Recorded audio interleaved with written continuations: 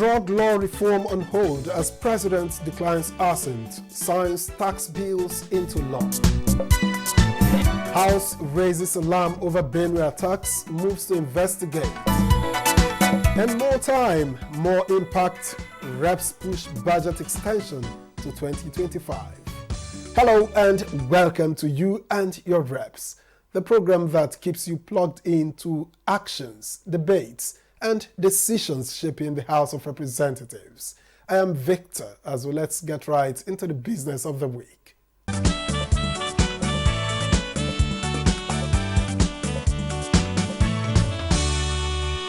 The push to strengthen Nigeria's drug law enforcement just hit a pause. President Bola Tinubu has withheld assent to the NDLEA Amendment Bill 2025. His decision was officially conveyed to the House of Representatives as Speaker Tajuddin Abbas read out the President's letter during plenary. Now, while the reasons behind the refusal are yet to be fully unpacked, the development has sparked discussions among lawmakers, some calling for a review, others urging immediate re-engagement with the executive. For now, the bill goes back into the legislative loop, but the conversation around tackling drug-related crimes is far from over. President Bola Tinubu in his letter explained that the NDLEA Amendment Bill seeks to empower the agency to retain a portion of proceeds from drug-related crimes. This move, the president notes, contradicts existing financial regulations. Currently, all proceeds of crime must be paid into the confiscated and forfeited properties account. In addition to this, payments to the relevant organization responsible for recoveries can only be made by the President, subject to the approval of the Federal Executive Council and the National Assembly.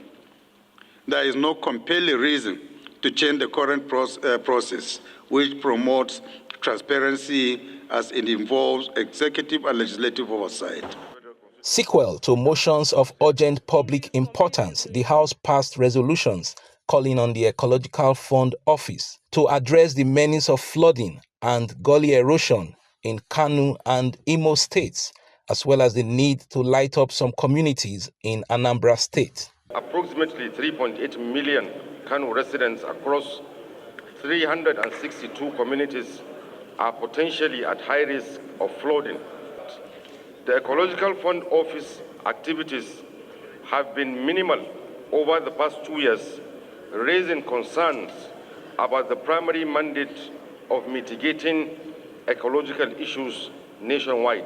Urge the federal government to declare either the federal constituency an erosion disaster zone and take drastic steps to curtail gully erosion in the communities. Urge the Federal Ministry of Power and Rural Electrification Agency to include Umumbo, Omasi, Umerum, and Omo communities in their immediate rural electrification project in the 2026 budget estimates. 20 bills were introduced at first reading. They include the Code of Conduct Bureau and Tribunal Act Amendment Bill 2025, as well as the Minerals and Mining Act Amendment Bill 2025.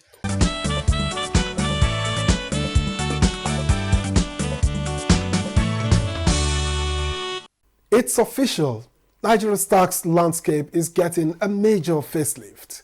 President Bola Tinubu has signed into law the 2025 tax reform bill, marking a key step in the federal government's push to solidify the nation's fiscal foundation. The signing took place last Thursday at the State House, and it signals the start of a more streamlined, harmonized tax system across the country. But what does this really mean for businesses, workers, and the average Nigerian? You and your reps sat down with a man who knows the books and the bills, former banker and current chairman of the House Committee on Rules and Business, Francis Waive, representing Ughelli North and South, Udu Federal Constituency in Delta State. I must begin by emphasizing that this Tax Reform Act is one of the legacies of the President Bola Ahmed Tinubu's administration. It's a very, very big milestone for our country. Because before now, we've been operating on many archaic tax laws that when you go to court or the tax man comes after you, what you're asked to pay is next to nothing. And the modalities for implementation are very no longer available compared to what was available in the colonial times when these laws were made, many of them. So it was complex, it was conflicting. All of these are gone now. And then the multiplicity of taxation is also gone with this tax law. And the weight it puts on you, by the time you put all of it together, it's expensive, it's huge. And then the pressure that you go through having to relate with many tax authorities are all gone.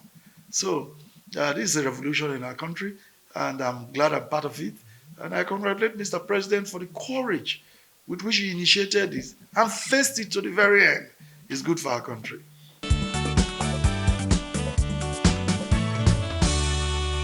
The first impact is the ease of doing business. If you are coming to do business in Nigeria today, you don't need to look for all the laws that were done in 1956, in 1909, the one bylaws of your local government, where you're operating, your state and the national. Now you have one tax document, one reference book, one reference point that your tax consultant or your lawyer, your accountant will be able to advise you on. So you can plan your business. You know the taxes that you are liable to and when and where to pay.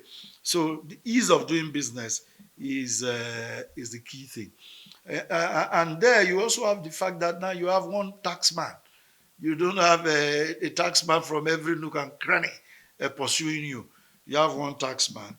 And there is a clear distribution of tax resources when the income comes in. It's clearly defined how it is shared among the different tiers of government. So the local government does not have to go and exert some force with some thugs in order to get some fraction. You know, that's the thing of the past. That is a barbaric way of tax collection. So the collection is now more civilized, more computer-friendly, internet-based, more centralized, and the distribution is such that the different tiers of government will automatically get theirs on percentages as defined by law. And this also helps good governance. When a government can estimate its revenue, its budget provisions can be more reliable, and therefore you can do better government. And I must say that this will boost government revenue. This will boost government revenue because many leakages are now being blocked. The way it is done is such that you must pay your tax. If your NIM does not catch you, your BVN will catch you, something will catch you. You know, before you do A, you must provide your tax stuff.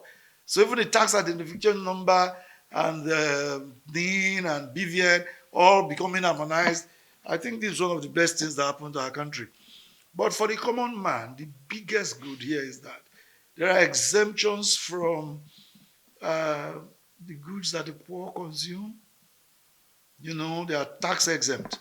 And a lot of things that relate with the general public, some medication, some agricultural inputs, some things that people generally use day to day are exempted. And things, even businesses that have turnovers that are in a few couple millions are also exempted from company income tax. In fact, pay as you earn is such now that if you earn below a certain threshold, you don't pay tax at all. You are tax free. And I like the other part of it. Luxury goods are being taxed. So if you consume all these wines that are very expensive, get ready, you pay for your taste. You know, and for those of us who rely on modern latest technology, you will also pay for it. It's no longer as cheap as you will get from your normal GSM providers and all that. I'm talking about those of us who get involved in huge internet usage and connectivity. You pay for it like you pay for it abroad. So it's not business in Nigeria that you can get internet almost for free, but you suffer because it's not effective. But the tax regime is such now that you get value for money.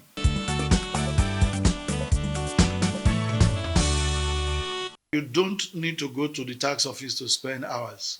In fact, you can do your self-assessment. The law is so simple, so clear, so specific, so direct, that if you don't even want to spend time to read it, your accountant can tell you straight away. You know, your pay is deducted as pay as you go, it's deducted as source. Your company income tax, as your financials come out at the end of the financial year, what you are due is clearly stated, and you don't need to go and fill forms and do all that. You have a tax number, you remit, you get your certificate or receipt. Those days where you have to apply for 3 years tax clearance, bribe somebody to get it, all those are gone. Things are now automated. And beautifully, we're now going to see tax money work for the Nigerian people. Already we're seeing that in the Tinubu administration. You see the bridges and the roads that are being done in Abuja today. You see the roads being constructed, the coastal roads. You see the Lagos-Sokoto Express Highway and many others that are coming up. So it's a new day for our country. I'm very pleased that I'm a part of the 10th Assembly, and this is one of our achievements.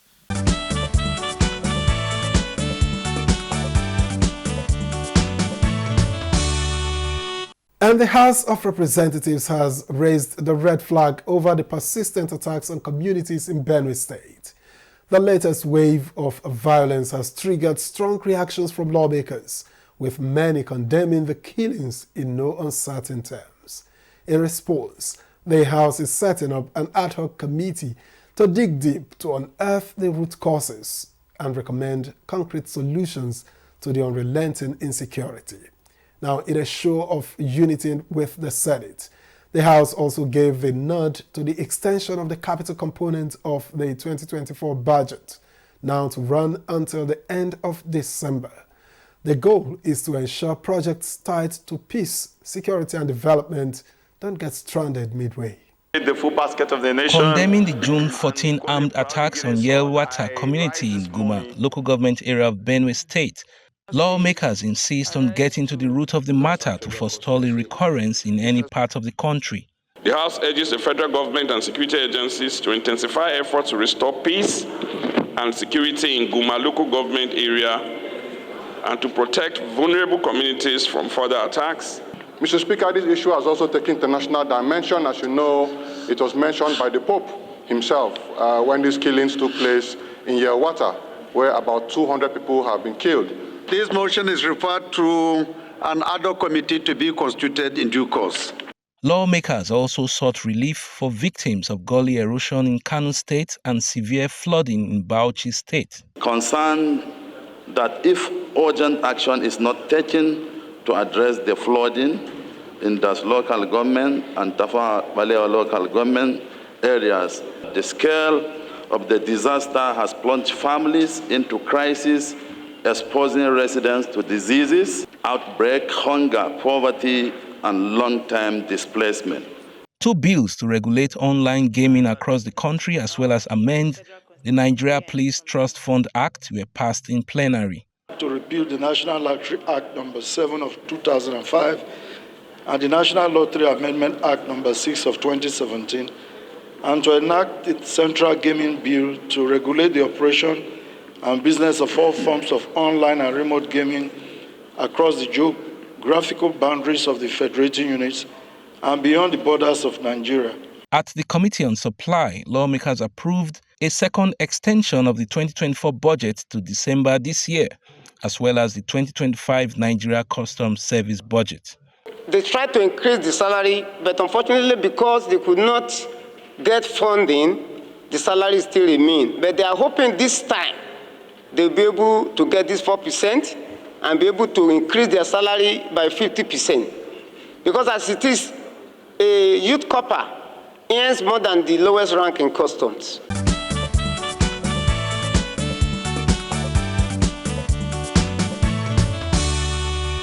The House of Representatives has kicked off their latest legislative week with a bold fiscal move, advancing the bill to amend the 2024 Appropriation Act with the target of giving more time for the capital projects to breathe and take shape.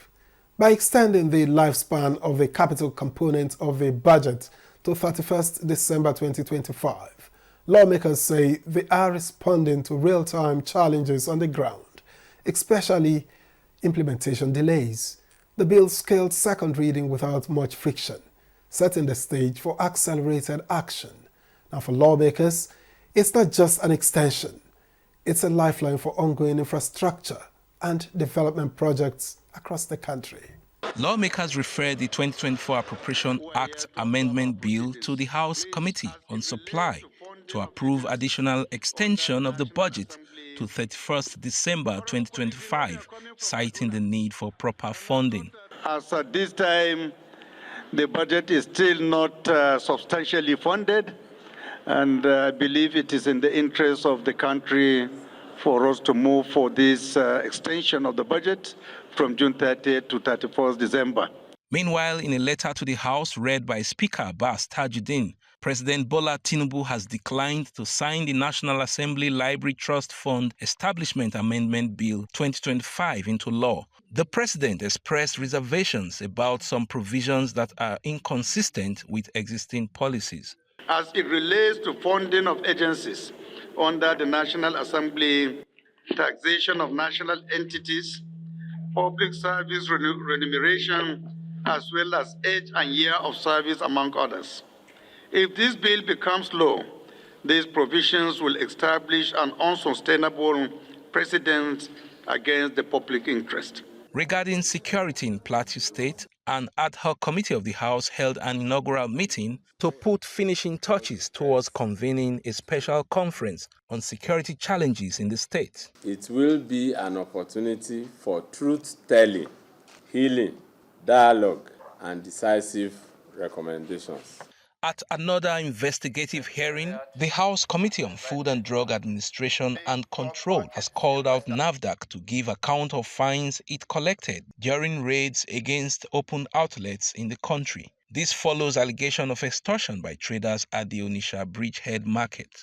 The alleged payments of 2 million naira as administrative charges for improper storage and handling of products in Idumota, Lagos, and Onitsha, Anambra State. So before that relocation of 4 years, what will be happening with those drugs? For tramadol, only 50 and 100 milligram is allowed. And what we got from those locations that we mopped out were 225 milligram, 250 milligram, including tafradol. We found large consignment of that in all the locations. NAFDAC insisted that all counterfeit and substandard drugs recovered during its recent operations were publicly destroyed.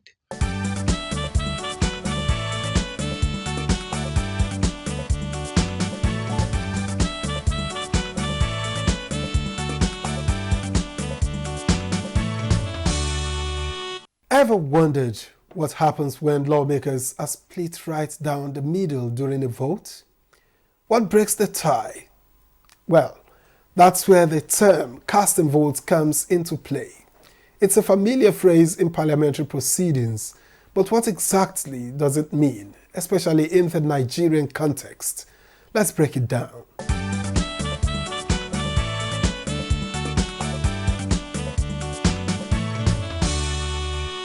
Talking about casting vote, one would generally want to refer to members, honorable members on the floor casting their votes. You'd have ayes or nays, which is the general thing. But then the presiding officer is not usually allowed to come on the gallery. On the floor to debate or while presiding or even cast a vote. But when there's a tie, the presiding officer now has a duty to cast a vote. That vote that the presiding officer casts is the determining vote to know whether the ayes will have it in the event of a tie or whether the nays will have it. So that vote becomes the casting vote that calls the results of that very exercise. of voting for a parliamentary decision.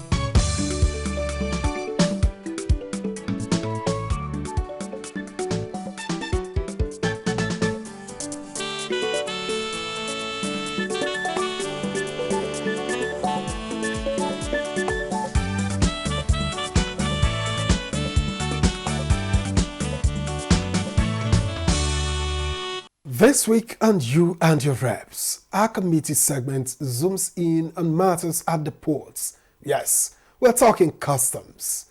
As the Nigeria Customs Service defends its budget, attention has turned to a rather contentious issue, the 1% Comprehensive Import Supervision Scheme, better known as the CISS levy. What exactly is it? Why has the House directed that its collection be halted? To help us unpack these questions, we had a sit-down with a member of the House Committee on Customs and Excise, Awalu Gwalabe, and he didn't hold back. This CISS account. Now, this is money, 1% that has been charged on every import into the country. And that money is being administered probably by the Minister of Finance or the Central Bank. And what it says, that money, you will give 60% of the entire money that has been accrued to the Nigerian customs for them to undertake some of their capital projects and even some of their overheads and remodernize their system.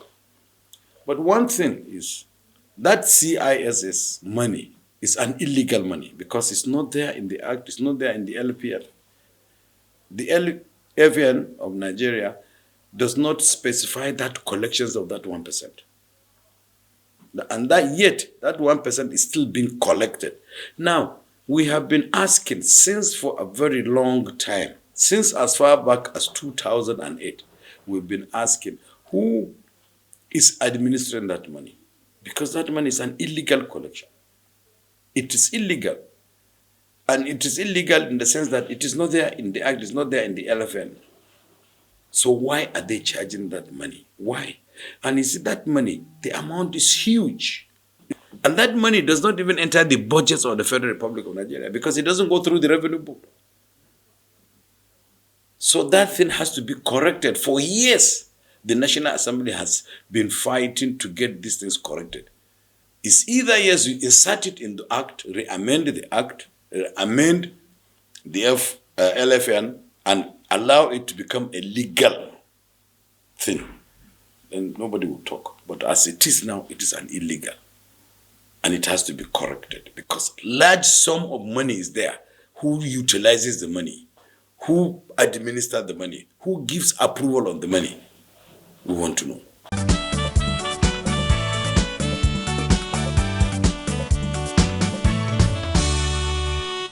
And that's where we draw the curtain on this week's edition of You and Your Reps. Thank you so much for staying with us and for always keeping an eye on your lawmakers. I am Victor Azo. Let's do this again next time.